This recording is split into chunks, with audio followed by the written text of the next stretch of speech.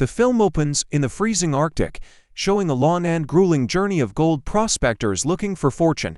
The mere presence of gold in this harsh northern landscape causes crowds of people to flock to the North Pole for mining. To survive and move, these miners heavily rely on pulling dogs to drag their heavy gear and supply sleds, specifically seeking large and exceptionally strong dogs. The scene then cuts to Santa Clara, California, right in the busy city center, where we see Buck walking around acting as if he completely owns the place. He belongs to the most prominent figure in town, the city judge. While the mail and letters are being delivered, a man named James notices an advertisement in the newspaper offering a massive financial reward in exchange for strong, large dogs. Buck is massive and strong, and the family is preparing for a huge celebratory feast. The judge soon arrives back at his grand estate. Inside, Buck barges straight into the children's bedroom, leaping on the beds to wake them up. Hearing the massive commotion and chaos Buck is causing across the house, the cook enters the dining room and catches him completely devouring all the prepared food. She furiously kicks Buck out of the kitchen, leaving him sitting outside the door. The judge then steps out to give Buck a firm warning, telling him that today is an important day and he must remain completely obedient and well-behaved. Despite the warning, Buck tries to sneak back inside the house by pushing through the window screen. However, the family firmly prevents him from entering. Moments later, the family allows Buck back inside the house. The crisis passes, the dinner is set up, and the long dining table is beautifully arranged out in the garden. While the servants are working, the family gathers for a grand group photo. Buck suddenly leaps right into the middle of the frame with them, standing directly in front of the food table. Because Buck completely disobeyed the orders regarding the food, he is punished and forced to stay outside the house at night. In the pitch dark, he notices James calling out his name from the gate. James exploits Buck's trust. He and his associate quickly ambush Buck, trap him inside a vehicle's wooden cargo box, and lock the crate tightly.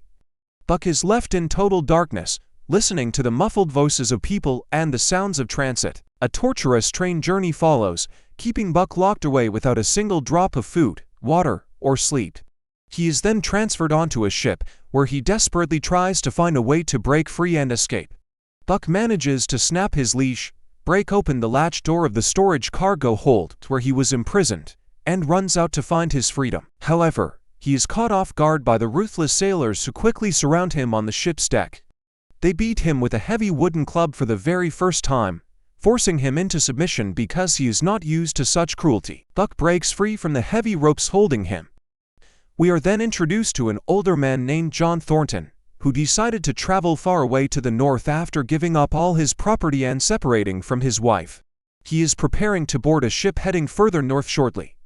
When John accidentally drops his harmonica on the ground, Buck notices it, gently picks it up, and returns the instrument to John right before he steps onto the ship. John is incredibly happy because he almost lost this precious possession. He thanks Buck warmly and boards the ship. The scene then switches back to the dog merchant who smuggled Buck. The merchant places heavy ropes around Buck and other captured dogs. A mail carrier named Perrault arrives, looking to purchase a strong dog for his runs.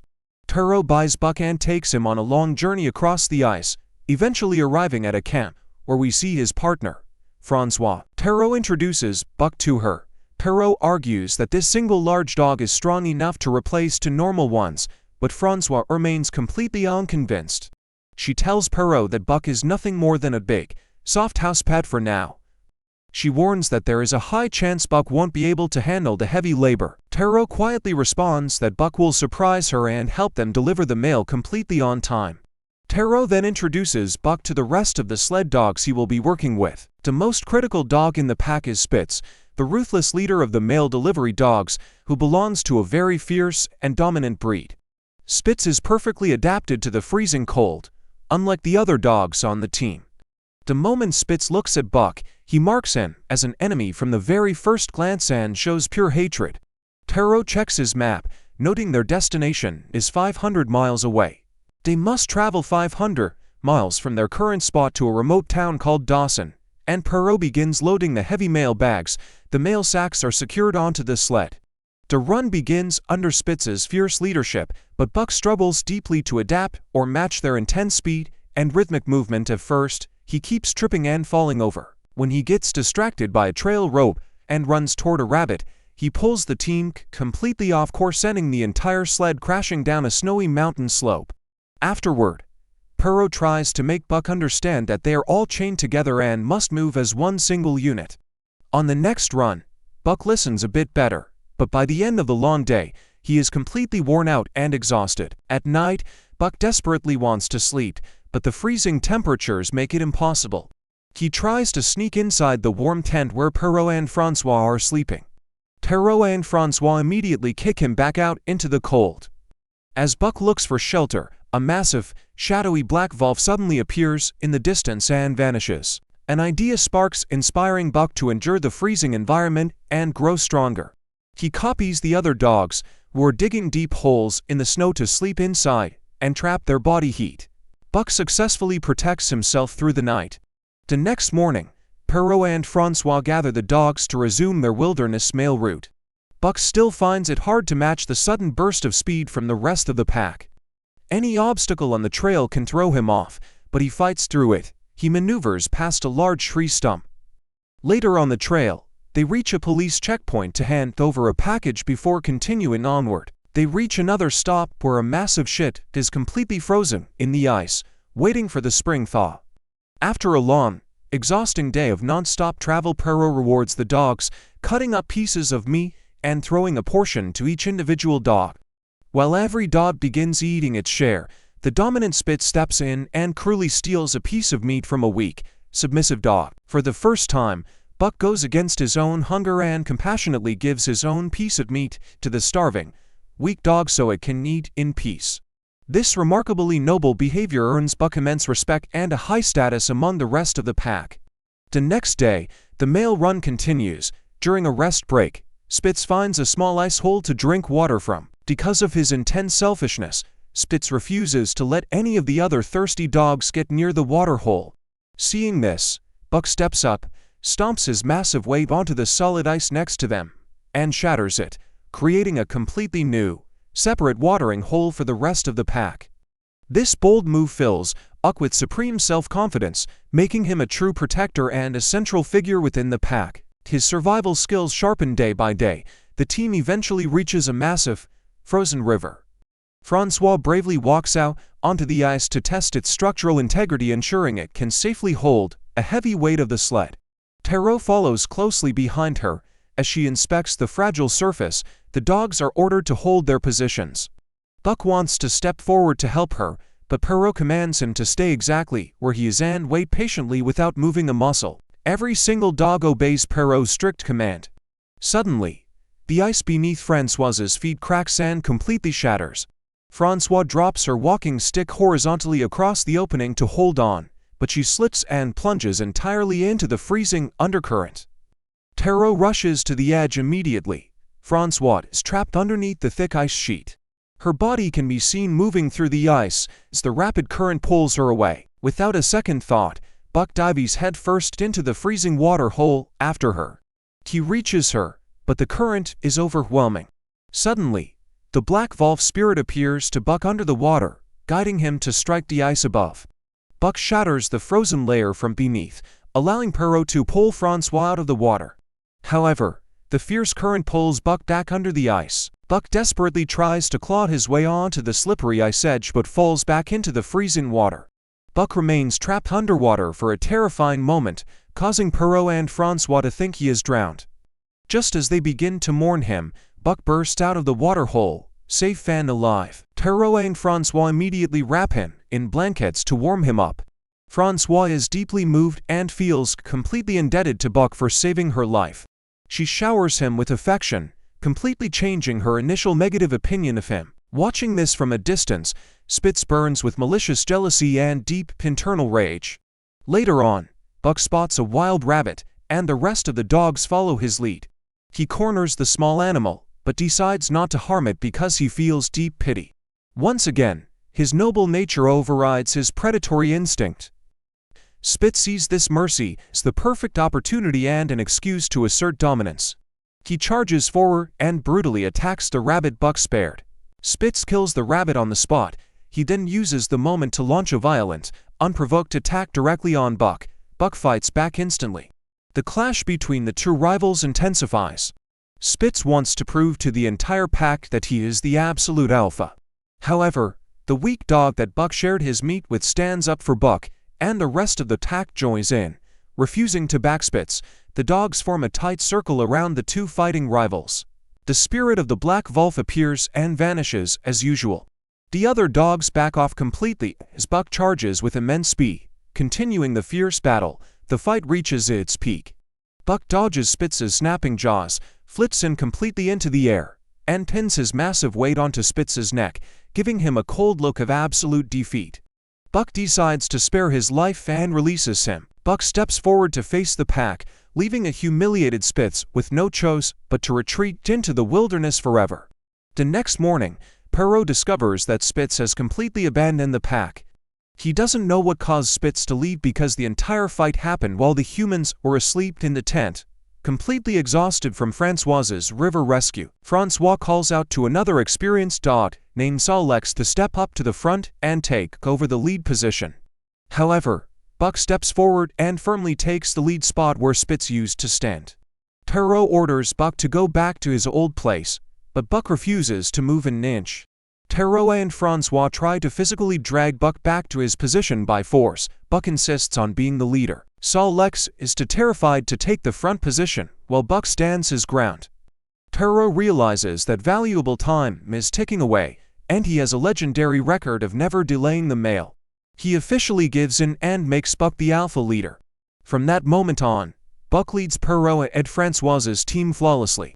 He guides the pack across the icy terrain with unbelievable speed. Suddenly, a massive avalanche triggers right above them on the steep mountain slopes. Perrault panics and screams at Buck to sprint straight ahead to outrun the falling snow. But Buck trusts his own instincts instead. He sees the guiding spirit of the Black Wolf showing him the safe path.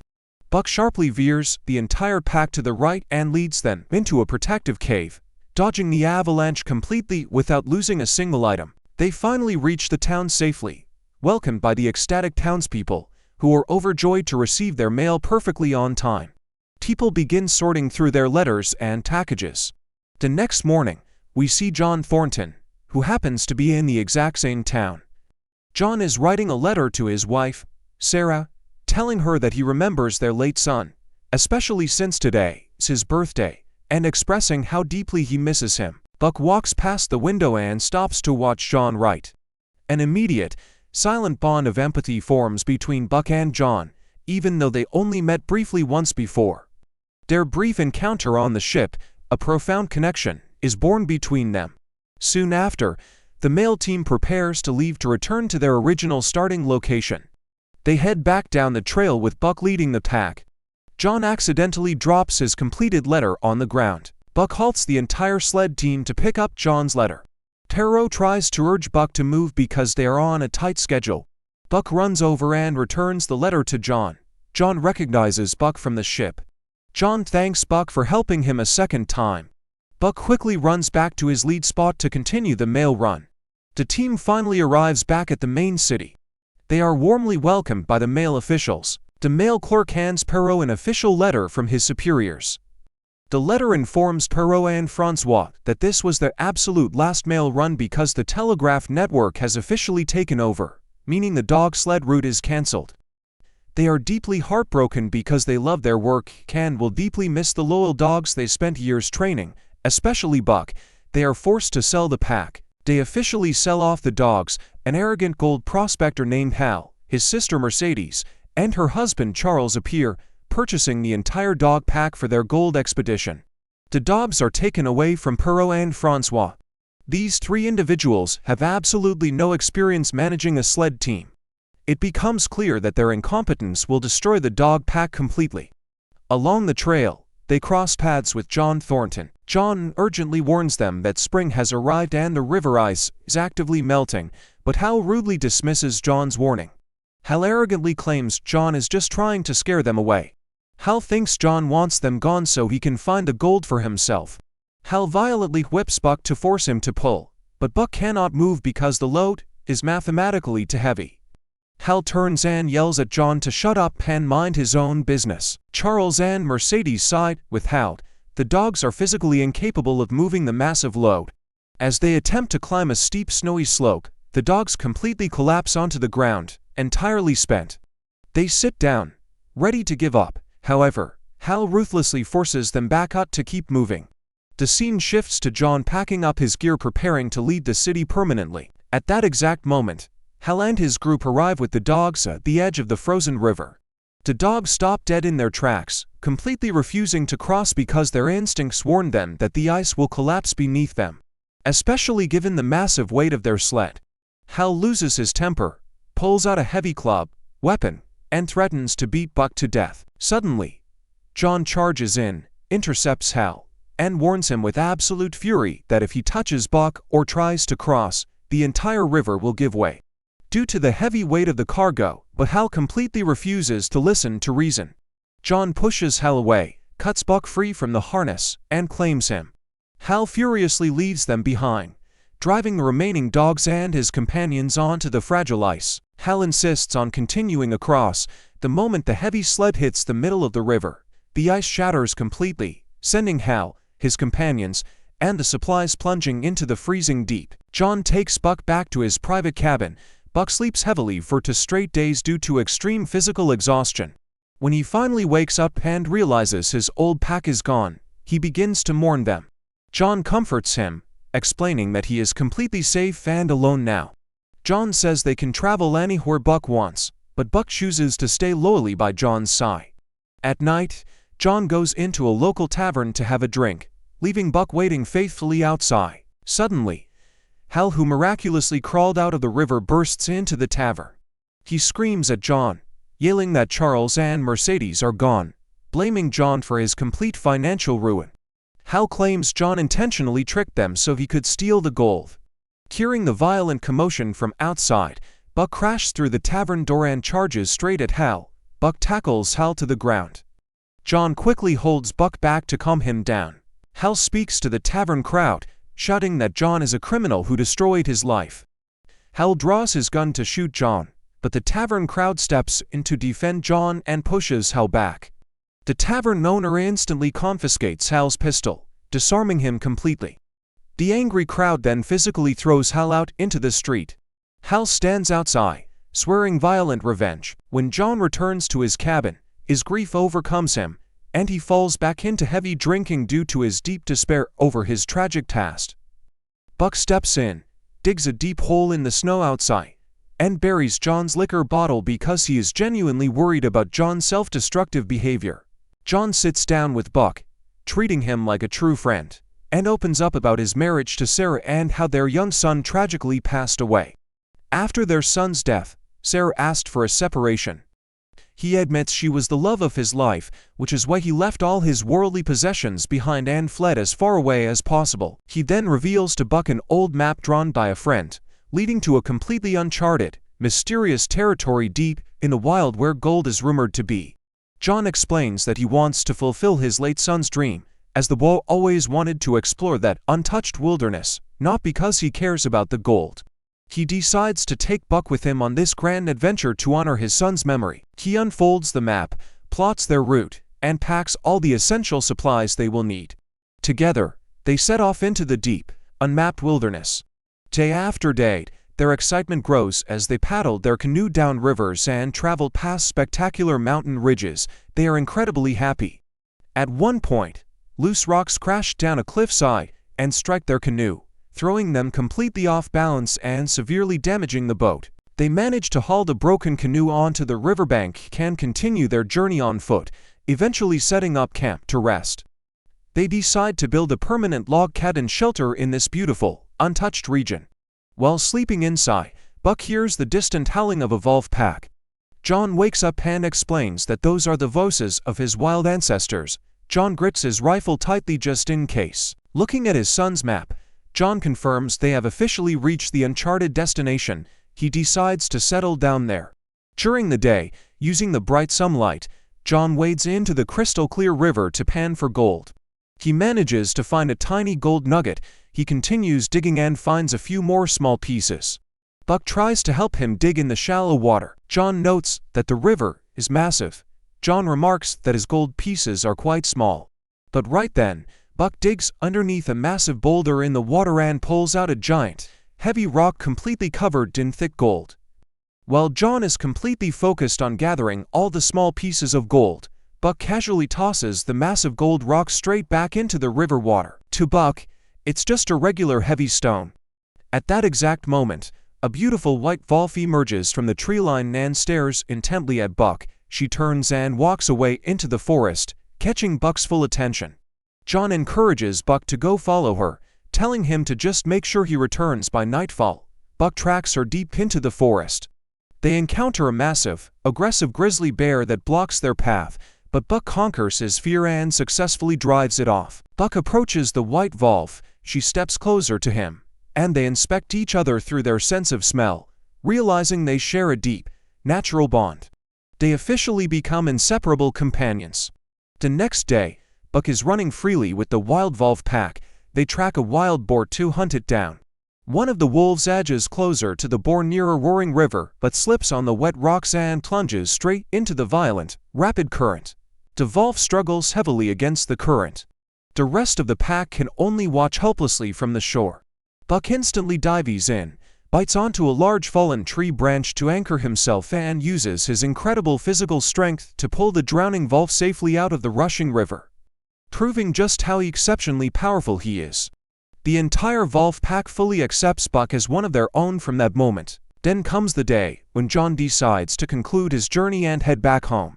He walks to the river and dumps most of his collected gold back into the water, keeping only a tiny amount. He states that he is completely satisfied and doesn't need any more wealth than this. He is ready to return to civilization.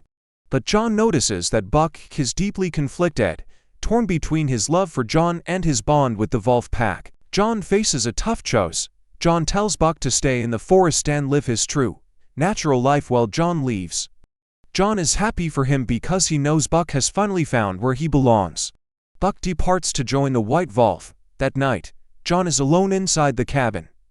Suddenly, Hal arrives out of nowhere and shoots John through the window with his rifle.